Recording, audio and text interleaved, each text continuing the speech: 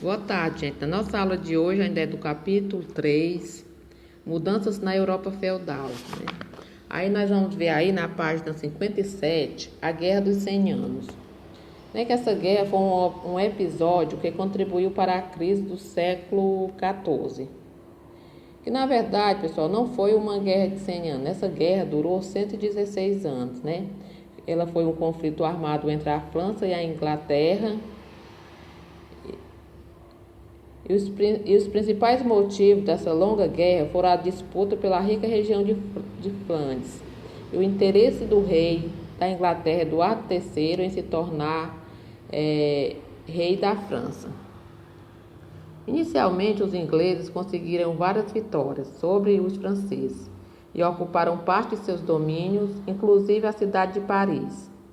Depois, o exército profissional de Carlos VII conseguiu libertar Paris das mãos dos ingleses. Um destaque nessa guerra foi a atuação de uma jovem, de nome Joana d'Arc. A partir de Paris, organizou o governo e a cobrança de impostos, fortalecendo assim o poder monárquico. No final da guerra, vencida pelos franceses em 1453, a nobreza se enfraqueceu, pois muitos nobres morreram no conflito. Além disso, a cavalaria perdeu força diante do surgimento das armas de fogo, especialmente o canhão. Por isso, o poder militar da nobreza, baseado no manejo da espada e da lança, também diminuiu. Já a burguesia dos dois reinos ganhou força, passando a ocupar importantes cargos na administração pública. Pessoal, aí aqui sobre a Guerra de 100 anos, que foi um exemplo típico de guerra medieval. Ela foi um conflito no interior da nobreza por títulos e senhorios.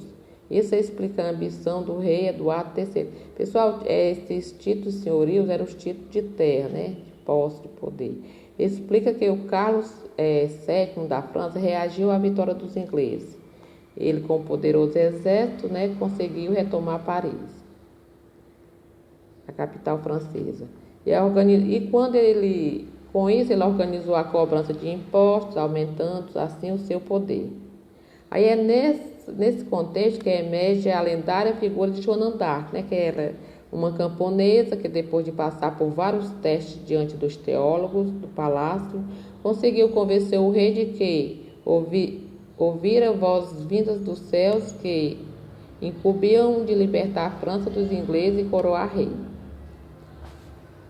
E sob o comando de Joana d'Arc, o exército francês obteve vitórias extraordinárias, como na Batalha de Orleans, em 1429.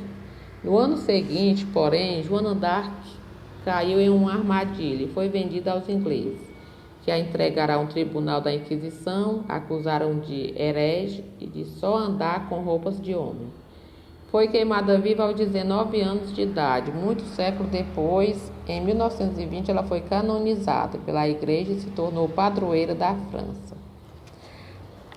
Aí depois, pessoal, tem na página 59, rebeliões camponesas, Que foi o que essas rebeliões? Com as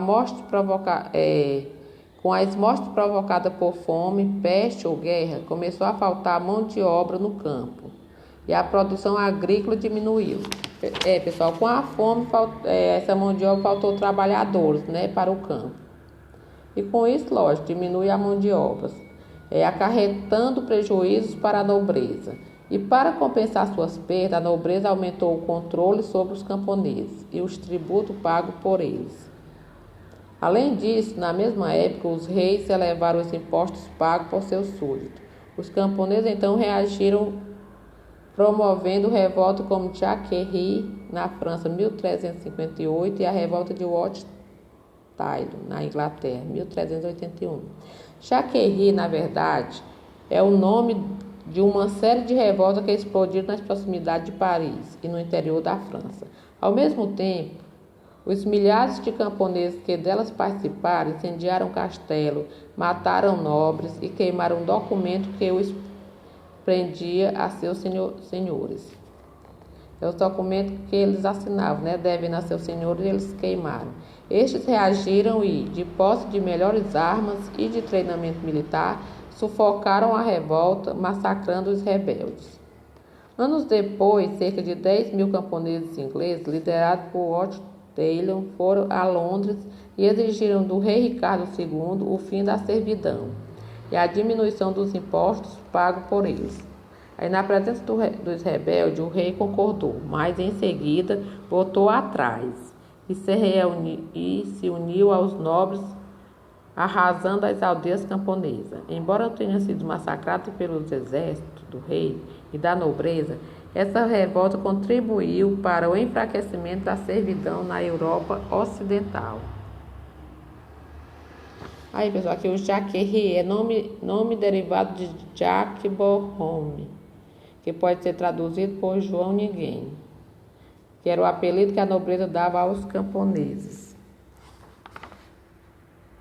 Pessoal, aí eu quero também, pessoal, aqui no final que vocês leiam essas páginas, né, para que tenham um melhor entendimento.